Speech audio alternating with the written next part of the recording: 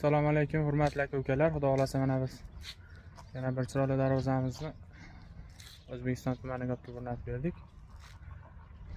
Darvozamiz ikkiliklisdan bo'ldi, qo'sharka bo'ldi.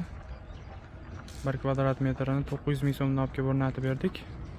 Razmerlari 3 metrga, bo'yi 380 joyga o'rnadi.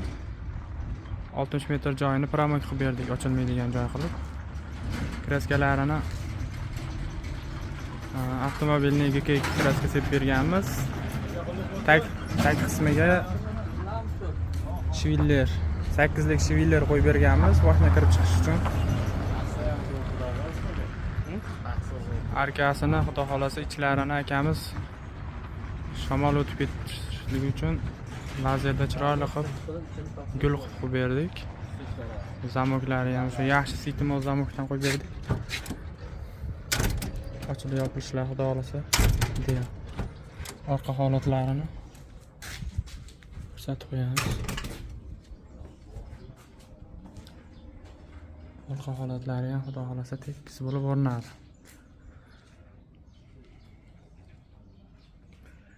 Kimga shunaqa darvozalar xizmati kerak bo'lsa, ekranning pastki qismiga telefon nomerimizni yozib qoldiramiz, aka-ukalar.